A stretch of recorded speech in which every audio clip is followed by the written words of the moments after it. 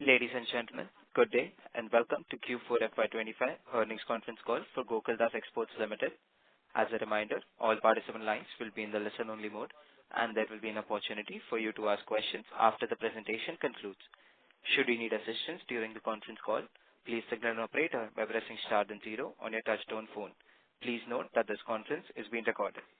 I now hand the conference over to Mr. Diwakar Pingle from EY Capital. Thank you, and over to you, sir. Thank you. Good afternoon to all the participants on this call. Before we proceed on the call, let me remind you that the discussion may contain forward-looking statements that may involve known or unknown risks, uncertainties, and other factors. It must be viewed in conjunction with the business risks that could cause future results, performance, or achievement to differ significantly from what is expressed or implied by such forward-looking statements. Please note that we've made the results on the presentation, and the same also available on the company's website. In case you've not received the same, you can write to us at the EY team or Sharon at Gokaldas, and we'll be happy to send the same over to you. To take us through the results and answer your questions today, we have the top management of Gokaldas Exports Limited, represented by Mr. Shiva Ganapathy, Vice Chairman and Managing Director, and Mr. Satyamurthy, the Chief Financial Officer. We'll start the call with a brief overview of the quarter gone past and the full year, and then conduct the Q&A session. With that said, I'll now hand over the call to Shiva. Over to you, Shiva. Thank you, Diwakar. Good afternoon, everyone. Happy to have you at our earnings call for the financial year of FY'25. FY'25 marks the first full year of consolidation following the acquisition of Atraco and Matrix Designs. The consolidated total income stood at 3,915 crores, reflecting a year-on-year growth of 63%, primarily driven by contributions from both the acquired entities. Excluding these, the company's total income registered a healthy year-on-year growth of 19%, while Indian exports during the same period grew at 10%, indicating a gain in export market share. EBITDA for the year stood at 424 crores, a growth of 49%. In Q4 FY'25, the company delivered a total income of 1,035 crores and an EBITDA margin of 13.7%. The company has improved its performance across all business units, including acquired entities, and continues to focus on delivering exceptional value for its customers and all stakeholders. The year marked the beginning of recovery in global imports, particularly in the second half, as brands focused on reducing their inventory to sales ratio during the first half, a trend evident across US, EU, and UK. At the start of the year, at the start of FY'26, the US announced steep reciprocal tariffs on April 2nd, which were later paused for 90 days from April 9th. A 10% tariff still applies despite the pause, while China faces a revised 30% tariff. Now, this presents a near-term challenge, as higher tariffs may raise retail prices and dampen demand, although many customers plan to absorb or share the cost. If the tariff is reinstated to earlier levels, this could significantly impact the cost of goods in the United States and may impact consumer demand in H2 CY 2025. But this is yet to be played out, and we will have to see how all of this pans out. The immediate impact of such incremental tariff is the expectation for the suppliers to absorb additional costs imposed by the tariff, and thus compromising profit margin. The other near-term impact of tariff uncertainty is business uncertainty. US brands may stay cautious during this period. With no clarity on the tariff after the end of 90-day pause, customers are reluctant to build inventory at unknown costs. Short-term order placement is the first casualty in such a scenario, as any order placed now will land after the 90-day pause window. India remains a key player in sourcing strategies for all customers. So higher tariff on China and political uncertainties in Bangladesh contribute to overall attractiveness of the country as a sourcing destination. The recently announced India-UK FTA offers a 12% duty advantage over China and puts India on par with Bangladesh, creating a strong export potential. This FTA has the potential to increase India's exports to UK by an additional $1 billion. With China still accounting for 22% of US apparel imports and the reciprocal tariffs being high, India has a strategic opportunity there. Ongoing US-India and EU trade talks may be a harbinger of better opportunities in the future. Backed by a strong textiles ecosystem, low labor cost, supportive policies, and geopolitical stability, I think India is uniquely positioned to gain global apparel market share. And within India, Gokaldas is strongly positioned to gain a disproportionate share. Strategically, the company is expanding its European business. In the fourth quarter of this year, the exports to EU reached about 12%. We are stepping up our engagement with UK-based customers in preparation for FTA. Now, all of these are, a right move to diversify our business so that we are less exposed to any tariff-related uncertainty and we have a much wider exposure to different markets. The integration of Atraco and Matrix Designs has progressed well. Most legacy headwinds associated with the acquisitions are now behind us. Our strategic investment in BTPL, a fabric processing unit, which strengthens vertical integration into critical raw materials, enabling faster, higher quality and cost-efficient delivery, is also progressing very well. The company is expecting completion of the second unit in Madhya Pradesh as well as one additional factory each in Karnataka and Jharkhand. The company is proceeding cautiously with additional capex and will commit to incremental capex as more clarity emerges on tariff and its business impact. The already committed capex itself will add substantial capacities to us in the middle of this financial year, and we are well geared to effectively utilize those additional capacities that are coming our way. The company is focused on growth and views the macroeconomic factors aligning in favor of India, which makes the prospects for apparel manufacturing industry looking very good. Coming on the heels of the UK FTA, if India manages to enter into an FTA with EU and sign a bilateral agreement with US, there's a strong possibility of business growing manyfold in India. The short-term challenges of tariff-related uncertainty, while it could impact margins in the near term, it should only be a hiccup along the way, but it is in the longer run the business prospects remain strong.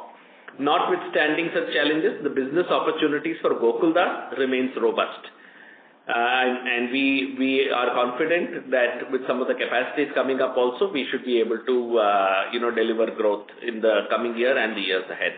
I thank you for listening, and I would be happy to address any questions that you have.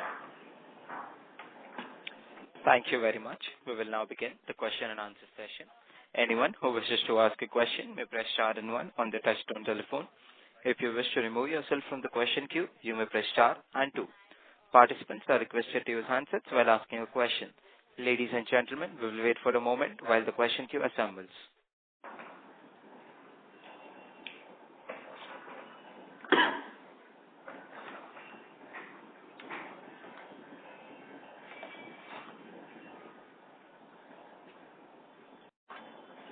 The first question is from the line of Ashish from InvestQ PMS. Please go ahead. Yes, thank you so much for this. Sir, firstly, I wanted to understand on it's been a long-standing stand that because of the differential kind of taxes in EU mostly, we've not chased that business at all. We've been US focused. So now how do we plan to address the opportunity that the UK market presents for now? Have we already started building teams and making efforts on that? And maybe 1 year kind of what we plan to do in this geography? So the UK FTA, for it to take effect, perhaps will take a whole year. That's the kind of current timeline indicated. It's up to the respective governments to speed up. But in the meanwhile, we do have a reasonable mix of strong UK-based customers. And what we are doing is stepping up the volumes of business that we do with them. It was always in our hands to direct our capacities to the customers that we want to. And at the moment, strategically, we have taken a call to expand our business with UK, and not just UK, but even with European customers, just so that there is a little bit of a diversification. Historically, we have been very focused on the United States for the one simple reason that we did not want to compete with Bangladesh, which goes duty-free into Europe, and compromise our margins. US also being a large homogeneous market, gives longer runs, which is much better from a profitability standpoint. But given current tariff situations and uncertainties, it's always prudent to have a little diversification of the market, and we have started that. In fact, we've started the endeavor very well and have moved significantly. That already our European business is now moving into the double-digit realm, and we'll continue to increase our European business. Remember, we are growing, so it's not like coming at the cost of American business or reduction in American business. On the contrary, that also is growing. It's just that the European business is growing at a much faster clip for now because we are letting it so. Okay. So secondly, on this initial comment that you made, reading on to what the customers are kind of feeling there, that because of the tariff situation. So would you say that first half of the year will be really very challenging, that the routine pickup on the orders, that is also going to be hampered to a certain extent for maybe at least 6 months till the time this gets clear? So, it's yet to play out because, first quarter order book is there, it's intact, it's strong, etc.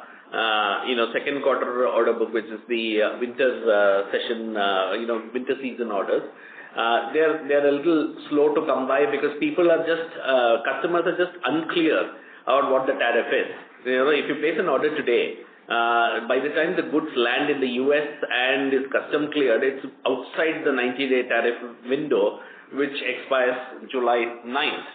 So, what's the tariff at which you will clear those goods, right? So and how much quantum should I place the order will depend on what is the cost of goods that I would incur when I place the order. So there's a bit of uncertainty which most brands are facing, which is a global reality, right? So we can't fight that. But at the end of the day, I believe this is all short term, and eventually no retailer would want their inventories to be depleted in their stores, because that's even more detrimental. So they'll build it up cautiously, and hence, while there may be a little slowness in demand, I think Gokaldas should not have as much of a problem. We will be able to fill up our capacity. My worry is that there will be a twin issue of a general softness of demand across the globe. B, American demand may be slow, so that also contributes to it. And B, the tariff itself means that at least in the early days, the supply chain may have to bear even a portion of it, a small portion of the 10%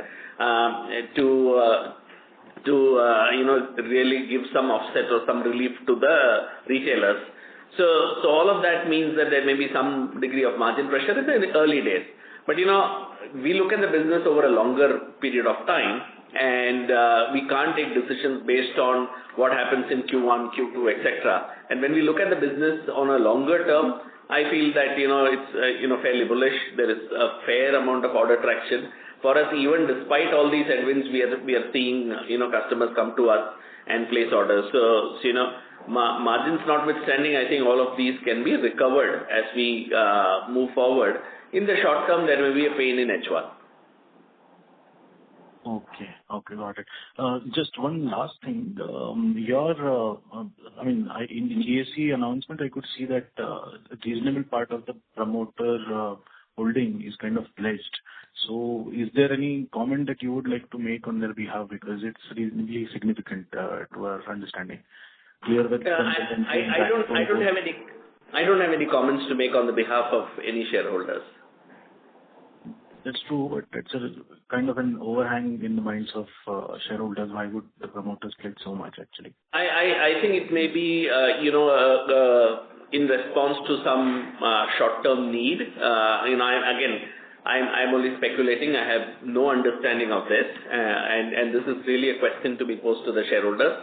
But as far as the company is concerned, the company has got is board managed, professionally run, and it will have no impact whatsoever on the way it is run or the business it will pursue, or the aggressive growth that we target will not be impacted by any moves. And I also know that the promoters are strongly behind the company and have solidly stood with the company even even now. So whether the how to read the pledge is something which I don't wish to get into, or I don't know, but I don't think that's going to impact the company or their commitment to the business. Okay, sir. Thank you so much. Thank you. Thank you. Before we take the next question, we would like to remind participants that you may press star and one to ask a question. The next question is from the line of Vishal Mehta from IIFL Securities. Please go ahead. Yeah. Hi. Thanks for taking my question, and congratulations on decent set of numbers. Thank Sir, so my question firstly is on your tax rate. The ETR for 4Q is around 33%, and for full year is around 27%. And we've earlier said that actually we are in a tax-free rate for Atraco acquisition, and also we also get benefit on ATJJAA. So I just wanted your thoughts and how should we probably look at the tax rate going forward. No, as we had discussed last time also, Gokaldas parent company is already into the effective tax rate of 25.17%. It's a combination of your tax rate and the deferred tax rate, and deferred tax is the reflection of whatever the carry forward balances of assets and liabilities, and then you create an asset, and then net asset, to that extent the income tax credit is taken. So when you look at it at the FY'25 level, we are still there at the 25% level as far as Gokaldas is concerned. The issue is with reference to Atraco. Atraco, the tax-free profitability contribution did not happen effectively this year, and that's why you are not seeing that any impact on the tax rate.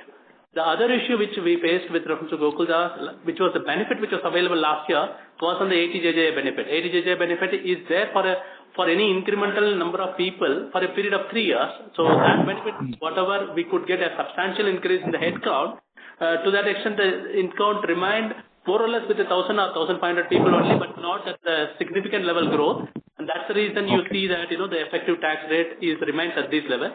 The other two units, which is at the 15%, and the other unit which is at 15%, that benefit also is yet to accrue, and that's why it is you see the effective rate impact continues at these levels. But as the new units start contributing, Atraco business start contributing the profitability, we should be able to really see the impact on the overall tax efficiency. Okay. Fair, sir. The other question was, Mr. Shiva spoke about, the capacities which are probably coming by middle of FY'26. If you could give, kind of some more, exact timelines on these capacities. And also there was probably, in previous call, we were speaking about Atraco Africa expansion. So how about that? Okay.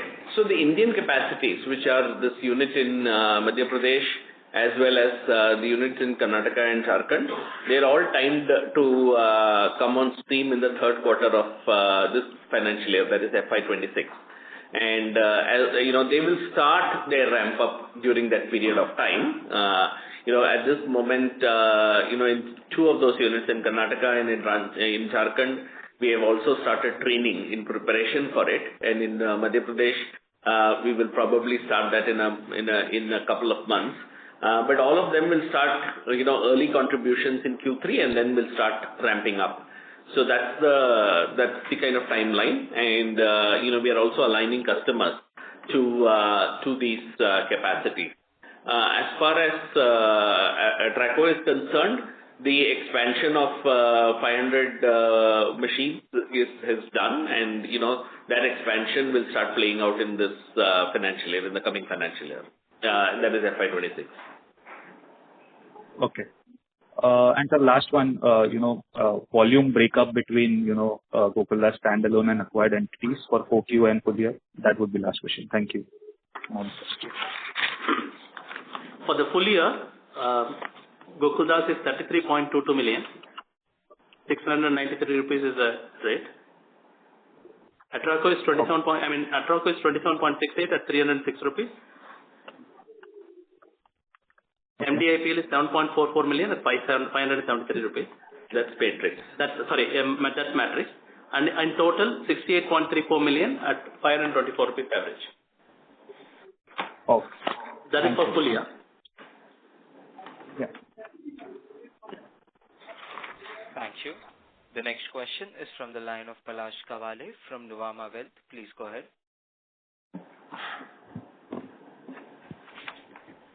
Thank you for the opportunity, sir. Sir, my question is related to this reclassification of lease liabilities. So is there any change in rental agreements or, just if you could shed some light on this. And will this depreciation level will be like we can take this forward, the current depreciation? Yeah. These are the so what happened was in the current financial year, the assets in Africa, they are lease assets, by the way. And African, the regulations don't need to, do not have this Ind AS requirement of capitalizing leased assets and then depreciating it. So we had not done that. But in the fourth quarter, when we were consolidating all the results, we had to capitalize all the lease assets and then start depreciating. So all the depreciation for the year was taken in the fourth quarter of this year. That's why you see an extraordinarily high depreciation number for fourth quarter. So that's an aberration. You would have seen it move from, say, 30 crores to 42 crores. I think, the go forward impact of the Ind AS of our African units would be about 2.5 crores a quarter. So, the realistic depreciation levels would be about 32.5 crores or thereabouts. Does that help you? Yeah, that's really helpful, sir. And sir, my next question is on margins. Even if I take this 9.9 crore effect out of the numbers and still margins, and I'm talking excluding other income, are in double digits. So do you foresee these margins maintaining for the next year as well? And again, you have spoken about some softness in H1 and then ramp up of capacities in H2 as well. So how do you see margins playing out for the full FY'26? So, if we didn't have all these tariff-related uncertainties and, these kind of, the impact which was unleashed in April, our margins would have grown in FY'26 versus FY'25 because, we are driving higher efficiency in our factories, we are managing costs well, we are booking orders of the right kind and so on and so forth. But with the tariff, related issues and customers now seeking some relief from the supply chain because they are unable to pass on all the cost increase back to their customers, there could be some short-term impact on the margins. So instead of growing margins, we may have, a few percentage points impact on the margins in the short run, for a few quarters before this settles down. Our endeavor, eventually, all the tariff will get passed on to the end consumer. That's how it all happens. In the interim, the customer and the supplier will have to share some burden, and that's a short-term thing which we may have to absorb. We will also have to see how the bilateral trade agreement happens between India and the US. So far, it looks encouraging. India is fairly ahead in terms of its negotiations, and if we do get some overall tariff relief, then I think, all of this will be behind us. On the contrary, we will have a fairly strong business traction, but we'll have to wait and see when that happens and when that takes effect. In the short term, we may have, as I said, a margin overhang or a margin setback, but that's purely due to tariff, nothing to do with Gokaldas' performance or underlying fundamentals or anything of that sort. And that will go away as and when the tariff gets pushed through back into pricing of the goods and back into the customers. So it's a short-term phenomenon, I believe. Okay, sir. That's really helpful. Thank you for your answers. Thank you. Ladies and gentlemen, in order to ensure that the management is able to address questions from all participants in the conference, please limit your questions to two per participant. The next question is from the line of Bhavin Chheda from Enam Holdings. Please go ahead.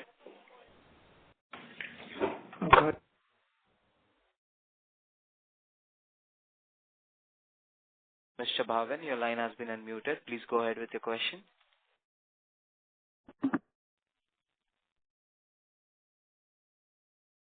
Mr. Bhavin, as there is no response from the current participant, we will move on to the next question.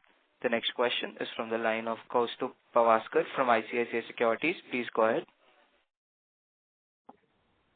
Yeah. Good afternoon, sir. Thanks for giving me the opportunity. So my question is again on the capacity expansion.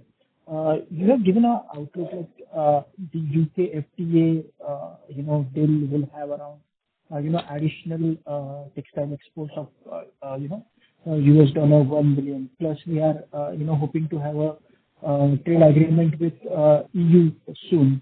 And also bilateral talks with US also will create an opportunity. So in that context, are we, kind of at a on a back foot in terms of adding the capacity? Does it not give us a vision or a visibility or indication that maybe by FY'27, FY'28 we will start seeing, some kind of uptick in terms of order and we should have adequate capacity to fulfill those orders? 100%. I think we are thinking exactly like that, and that's why we are adding the capacity that we are adding here. So these three new factories which will come in the second half of this year will realistically ramp up substantially next year, and will contribute to a significant growth in the next year. There will also be capacity unlock that we will do in our existing factories. So, wherever we can, we will extract, 3, 4, 5% incremental capacity from each factories, which we do every year. So that kind of a capacity growth we will constantly focus on to meet with customers, to meet with growth volumes. We're also planning some incremental factories that we can take on lease, and some of those have been planned and is in the works. In the short term, whichever factories that we are building out, we are continuing with that, as many of them will, as all of them will come on stream in the third quarter, or almost at the beginning of the third quarter. But as far as new capacity planning is concerned, we just want to wait till we have a little better clarity on the tariff, since it's such a volatile subject, and it is not a subject which any one of us have a clear understanding or a clarity on where we will land up eventually. We would rather wait for a month or 2 or 3 as required to get absolute clarity before we continue our journey of further capacity expansion. Having said all of this, we are building a data bank of where all capacities can be created, and even trying to set the grounds for building up incremental capacities, while not really actioning on it till we have a little better clarity on tariffs before we action those. Right. So my second question is again on the margin front. So I was assuming that your large part of capacity expansion is happening in the second half of the year. So prior to that, you start building up with your employees and workers, training and everything, which results into the incremental cost which we have seen last year as well. So I was assuming that Q2 and Q3 we might see some decline in the margins, and once the capacity starts operating at optimum level, the margins will improve by quarter 4. So now with this tariff issue, I believe that the first 9 months we might see decline in the margins, and Q4 might give us a better margin kind of a picture. So is it a fair assumption? I think we may have some margin trouble in H1, given that at the moment the tariff 10% tariff applies from 3 months starting April. So it's Q1, but it will spill over to Q2 as well. It's a very, very reasonable and assumption to make. Beyond that, if the bilateral tariff, bilateral agreement fructifies, then we may have a different story, right? So it's uncertain as to the impact on the third quarter. I think, we can be somewhat reasonably sure that, there'll be some impact in Q1 and Q2. We should wait and watch before coming to any conclusion on Q3. At the moment, we are fairly confident that, Q3, we should get out of this margin related issues. By and large, the cost will get absorbed either by the customers or the end consumer. Should not have, but only time will tell, because that depends on the quantum of the tariff that will finally get imposed. We are in a bit uncharted territory at the moment, right? We don't know the tariff. Right. And do you expect any delay in shipment? Sorry to interrupt, Mr. Kaustav. May we request that you return to the question queue for a follow-up? Sure. Thank you.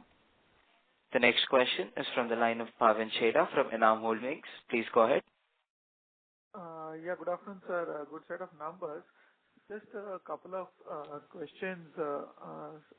From your US imports slide, you have shown that there was almost 11% growth in US apparel imports in Q1 to $20 billion. So, does this number in your interpretation looks that this was inventory rebuilding before the tariff got kicked in April, and hence the volumes in Q1 and Q2 of this year for a company as a whole or India as a whole could be impacted? So Q1 there was a surge in US imports, primarily because they wanted to bring in a lot of imports prior to the tariff kicking in. So there was a huge amount of goods movement, particularly in March, even in the early April kind of time frame.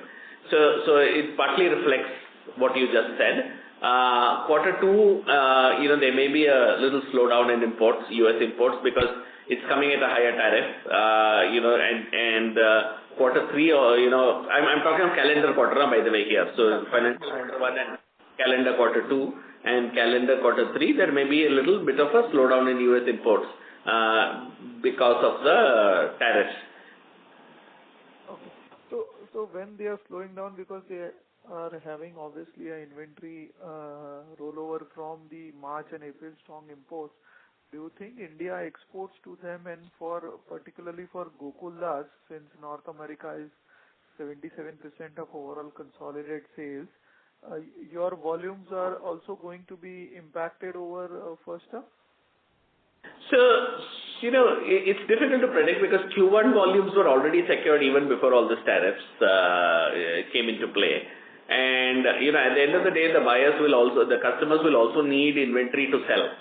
So they will need to buy, and many of those orders will come probably closer to date as opposed to early advance buying. So for instance, in Q2, the order book is filling at a slightly slower pace than we would have normally anticipated, simply because of the tariff-related uncertainty. Eventually, it will all get done. Volumes are not getting impacted in terms of pricing. There would be pricing. Definitely, it is getting impacted because they are all demanding. Volumes are not getting impacted. Correct. At a global level, volumes are getting impacted. Let me put it that way.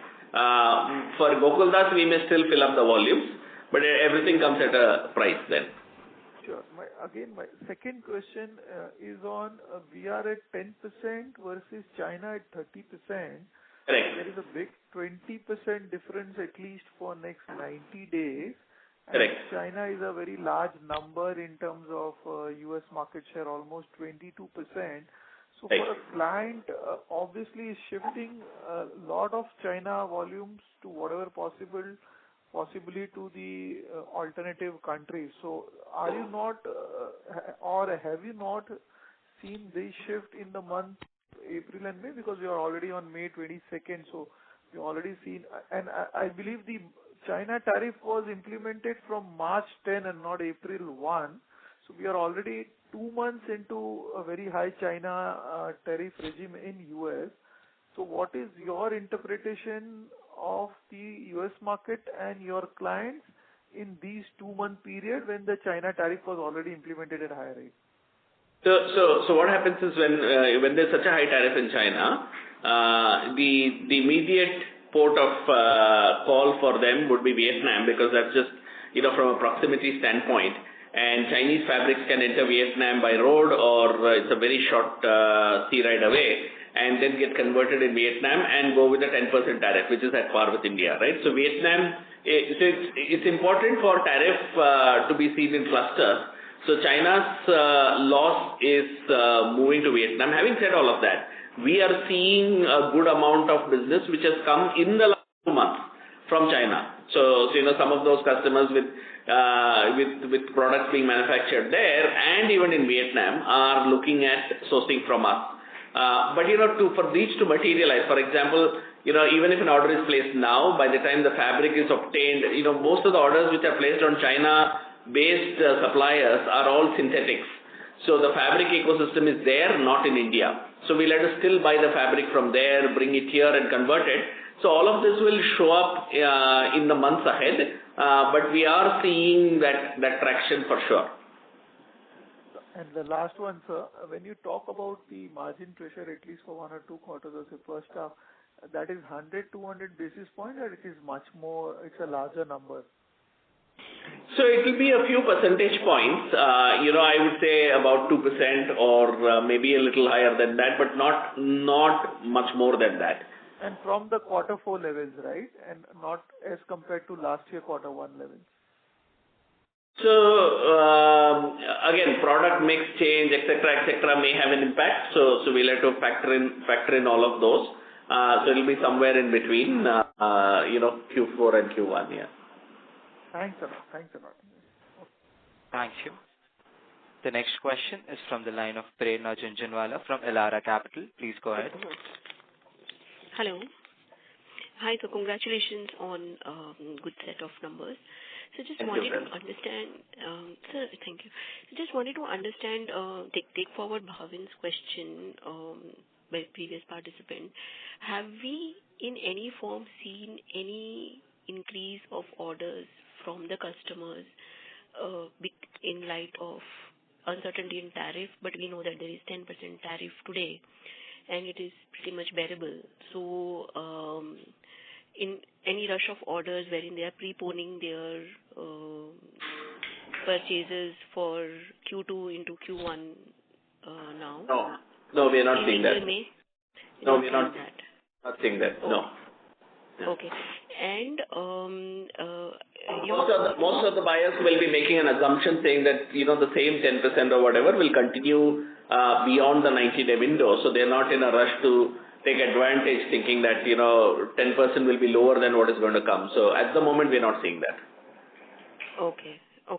And in continuation with this, how much impact can we see in profitability in Q1? Because this is in Pandora's box where we don't know what is happening at the business end.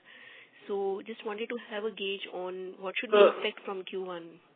So unfortunately, right, at the end of the day, I think this is a problem which will be limited to Q1 and Q2, not just Q1. So let me reiterate and restate that, number one. Number two, what is the extent of a problem? It is, it's a subject matter of negotiation. So see, all these orders are placed and we are working with the customers, the orders are being produced, orders are being shipped, etc., etc. All these orders were placed well before this new tariff was known. So Q1 orders were placed end of Q3 last year. So though at that point in time we had no understanding of this tariff as well. So now there is negotiation saying, okay, since we have a 10% tariff, can the supply chain bear a portion of it? And when we say supply chain, it is not just the garment maker, it's also the fabric maker, etc., etc. So it goes down the value chain all the way to yarn. So there is a negotiation across the value chain. And all these negotiations started from almost third week of April. It is not concluded as yet. And it will take effect from April when the tariff came in. But the percentage of, who bears how much is all being negotiated as we speak. So we don't know where we will land, right? Obviously, our hope and endeavor will be to minimize the impact on us and put as much burden back on the customer so that they can in turn put it on the end consumer when they sell it. But at the moment that, end consumer, nobody is willing to change the price tags, price tickets, etc. So it's not getting passed on to the end customer. So it has to be absorbed by the retailer and the supply chain. The relative allocation of the burden or the tariff burden is as yet to play out. So it's unclear at the moment. So I don't have a number because it's still under negotiations. Okay, understood. And so the margins that you reported for the year beyond FY'26 is, should we expect that it should continue forward except FY'26? So, 12, 13%. I am super confident of that. So if we keep the tariff-related chaos aside, the margins will be on an upward trajectory. There is no challenge on that front, and it will keep improving. So if you look at a period beyond FY'26, I don't see any problem whatsoever from a margin standpoint. What could be the Sorry to interrupt, Ms. Prerna. Can we request you to return to the question queue for a follow-up? Yeah, sure. I presume you asked me what is the quantum. I think, we should, it will be a quantum. percentage.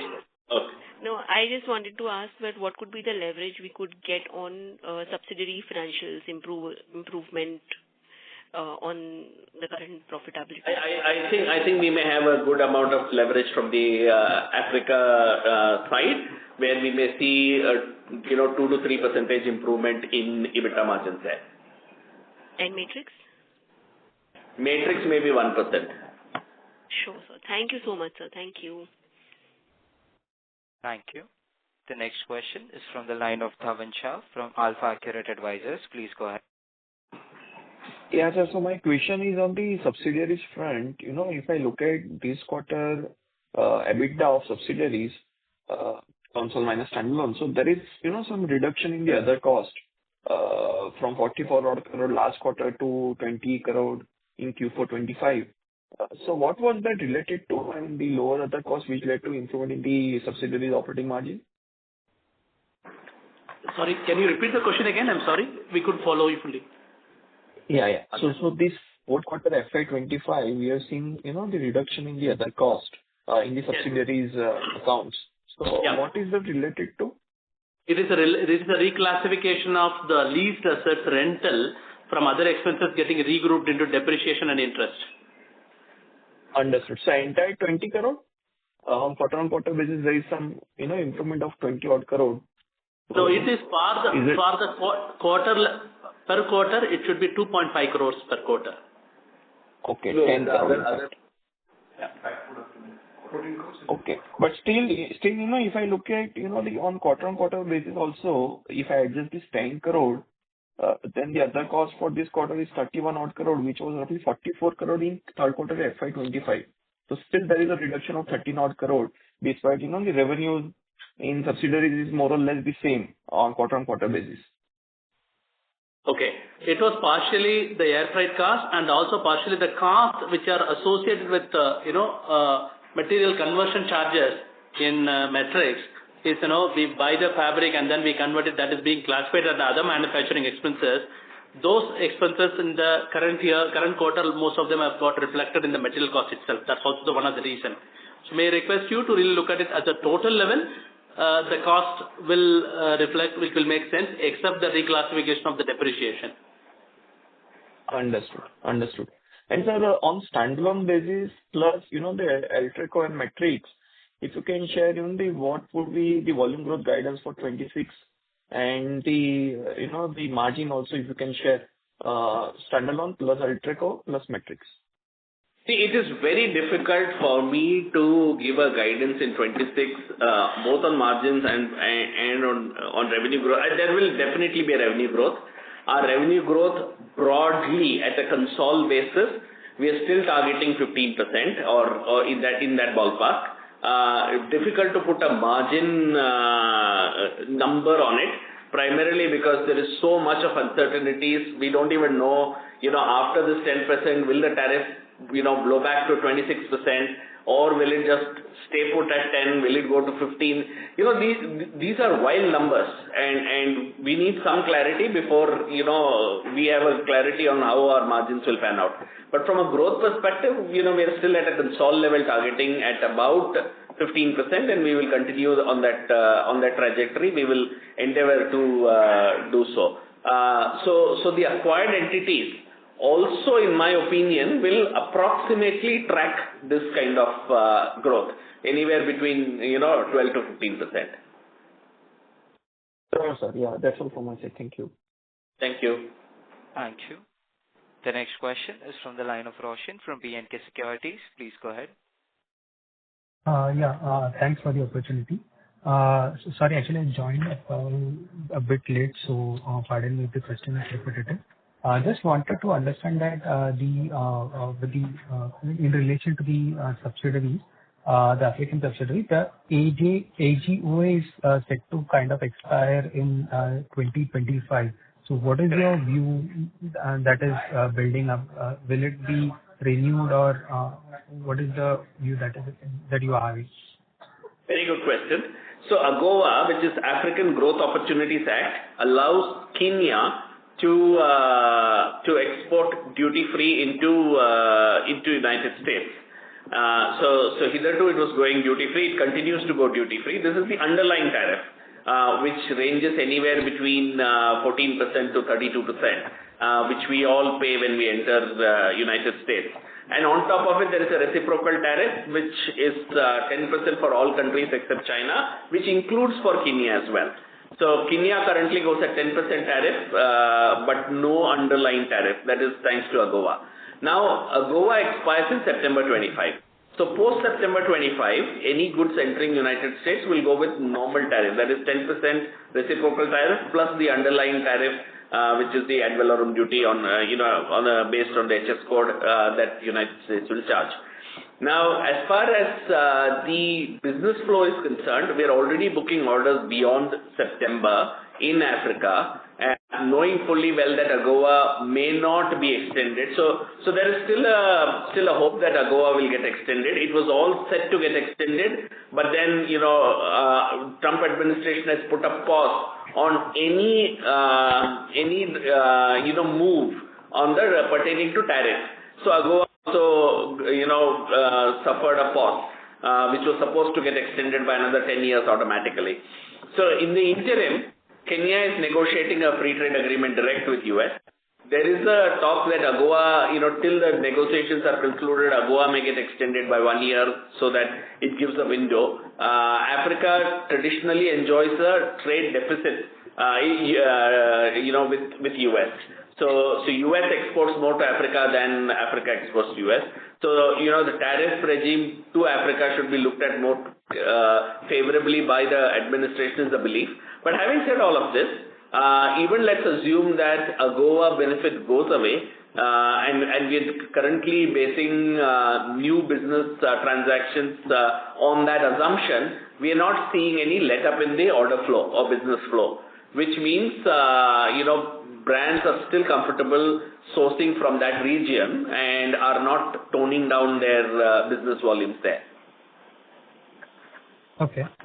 And just as an extension of that question, supposedly if it doesn't get extended, what would be the potential impact that you could have on margins? At this point, we are not seeing that also because we are selling FOB.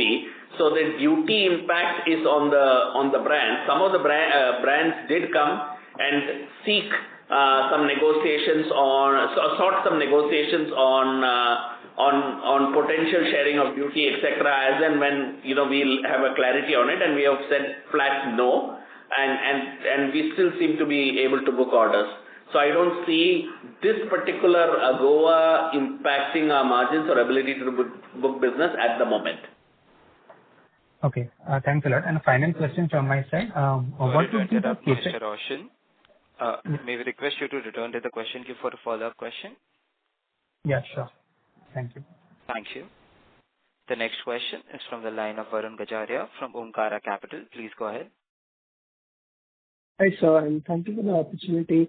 So, sir, I'm not too sure if we've already addressed this, but on standalone levels, I can see that our margins have sort of dipped by around 350 basis. Any particular reason for that? Can you ask the question again? Your voice was muffled. Do you think standalone basis are what did you say? Our margins are? I can see that the margins have dipped by around 300 basis. Can you cite a reason for that? I'm not too sure if you've already standalone basis, our margins has not dipped unless you are looking at PAT margins, and that could have dipped because of deferred tax impact in Q4. So if you're looking at PAT margin, that you're right. There was a deferred tax impact of almost 10-11 crores or something. 11 crores. Yeah. On a standalone, I think it was 10 crores. Correct. So it could probably be that you're looking at. But otherwise, I think our margins have only improved. Okay. And so what is your views? Because I can see that Target and likes of Target and Walmart, they have revised their guidance for FY'26, probably accounting a little bit for recession also for in the US at the same time. So if you can just give us some color on that, because I can see that our contribution from in terms of ASP has sort of increased from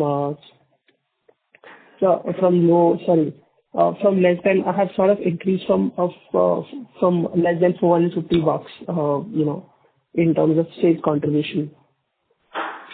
Okay, so the less than 450 contribution has increased primarily because acquired entities have are selling more of those kind of garments. Gokaldas per se, we have not seen that change.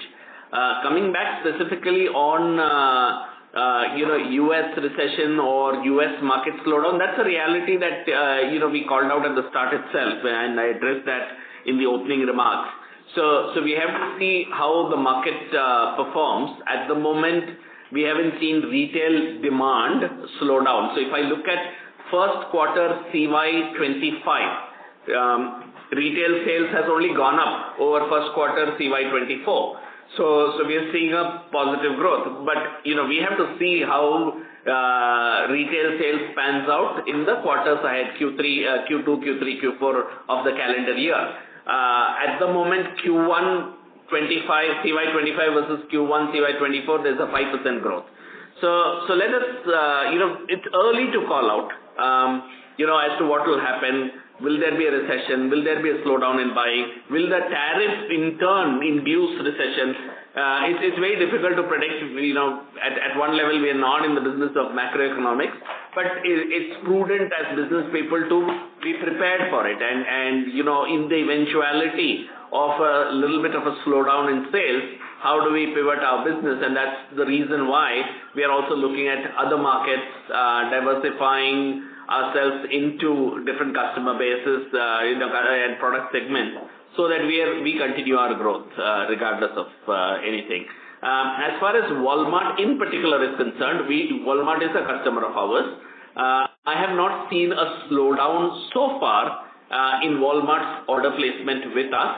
On the contrary, they are coming in and honoring all their commitments and are placing orders as we speak. So they are not showing any signs of slowdown. Probably they may be emphasizing more sourcing from India, and they may be slowing down elsewhere, but at least India sourcing doesn't seem to have impacted for now. And your view on the recent embargo of imports from Bangladesh that the government of India has put? Yes. How does that pan out for the Indian market, for the domestic market? Unless there's an opportunity. We don't cater to domestic market. So those who are in the domestic market may benefit, because domestic market also has a lot of made in Bangladesh goods coming in, which was coming in duty free earlier. So there may be an uptick for those who are catering to the domestic market. Since we don't play that, it's irrelevant for us. Okay. Thank you. and all the best for the coming quarters. Thank you. Thank you. The next question is from the line of Janesh Karya from Union AMC. Please go ahead. Yes, sir. Thank you for the opportunity. So just one question. If you could just explain why the fourth quarter gross margins of around 50% are lower than the 54-55% in last year and last quarter? So always we explained it is the product mix which makes the difference, especially, in terms of material cost. But that's why we recommend to look at both material cost and the employee cost together. If you look at it, that constitutes almost 79 to 80%. So that is intact. So the current quarter, there was a shift from, compared to the last year, the outerwear business is still relatively less and more of, our casual wear is contributing there. The metal component is relatively high, and that is the reason you see that, the mix of metal component being higher. That's why we recommend that when you look at the EBITDA level, all this will get evened out and you will see that the margin being reflected correctly. Look at both metal content and the manpower content, and it differs from product category to category, and depending upon the product mix, it just gets reflected. Sure, so that helps. And so just one last thing. If you could just explain why the standalone other income of 33 crore is higher than the consolidated other income of 20 crore. So subsidiaries have a negative other income. How come that? That is, the other income largely includes the interest income charged on the loans extended to the subsidiaries. In the consolidated financials, all those gets knocked off, and you will see the correct number, and that's why you see the difference. Perfect. That's really helpful, sir. Thank you. All the best. Thank you. Thank you. The next question is from the line of Neeraj Manisinka from White Pine Investment Management Private Limited. Please go ahead. Thank you. I have two questions. One, what is the revenue capacity that will come up after the 3 locations are up and operational by Q3? You're saying what would be the revenue potential of the 3 new units? Is that the question? The total revenue potential of the company after the 3 new units come up. So the 3 new units incrementally will contribute to about 325 to 350 crores incrementally to the. And so if you look at the current fourth quarter, we were at about 1035, right? That was the revenue. So that's the revenue potential of the company. These 3 new entities will contribute incrementally by this level, this amount. This is annual. Yeah, got it. And other related question is in the scale up of non-cotton side, do we have in India enough designs and availability of fabric for us to scale up your non-cotton exports? Because what I thought was that was one of the bottlenecks of scale up of non-cotton from India, obviously the price and the costing as well for those non-cotton fabrics. So any comments on that? And also if you can address the Bombay rayon, how it will help you in reducing cost, and what is the potential for that company for slightly longer period of time? So we do a lot of non-cotton garments, particularly outerwear, with fabric from the Far East, so from Vietnam, Taiwan, Korea, even China, and so on and so forth. So do we have the capability? Well, absolutely we do. The handicap that India has is that fabric is not locally available, and so are several trims which are not locally available. So basing the business on shipping raw material from other regions increases the lead time and increases the cost for us. So while we're still competitive, if such raw materials were available locally, our competitive ability would be, or competitive advantage would be much, much higher. If you look at the fiber content in global apparel trade, polyester itself contributes to 60%. And if you add other MMF man-made fibers to it, it goes almost to 67 to 70%. So at that staggering high levels, India is virtually absent in global man-made fiber-based garment trade. And that's an opportunity for us, but so far it's an opportunity which has remained with China and the countries around China like Vietnam, Laos, Vietnam, Cambodia, Indonesia, etc. So while we do it, it'll take a while before it can expand. There are moves in India to expand the synthetic fabric ecosystem, but it's happening very slowly, and it will take a while before India can become competitive in the synthetics space. Coming to the next question on BRFL, I think the asset is progressing well. We have made investment in the asset with a view to taking a call on acquiring it down the line. And so far, the progress made in mending the operations and taking up its capacity has been fairly strong. When we invested in it in the month of July, June, July, the capacity utilization was of the order of 15-20%. Today, we are well crossing 50%. So that team has done a fantastic job of managing that asset and expanding it. So we are supporting that investment, supporting the management team there, and helping that unit to turn around, which should happen soon, in my opinion. So on last question, one small question only, that will your then cotton exports scale up first, followed by the non-cotton, is what you're saying, or you would continue and import fabrics from Middle East and the Far East and then scale up here? So our cotton-based exports are the highest. So 75% of what we do are cotton-based, and that will continue to grow. And the Far East-based supply chain, since we are competitive with respect to some of those countries, because we are competitive more on the labor cost here, we will continue to explore growth avenues there as well. And that's an area where we do have a lot of technical capability. We'll continue to work in that space too. And so the government has banned a lot of imports of fabric. Would it impact your imports, or is it only for domestic use? We import for exports. So we clear our fabric on advanced licensing, so we don't have any of those related issues. We don't use those fabrics in the domestic market. We just convert it and send it abroad. Great. We got it. Thank you. You're welcome. Thank you. Ladies and gentlemen, due to time constraints, that was the last question. I now hand the conference over to the management for closing comments. Thank you, everyone, for listening to us. The business has been growing, and there has been a tailwind accruing to India. The UK FTA was the first one in that direction, which, in my opinion, will bring incremental business of $1 billion as and when the UK FTA takes effect. I believe it will take at least a year, if not a little longer, before it can, it can take effect. But directionally, it will bring in significant business.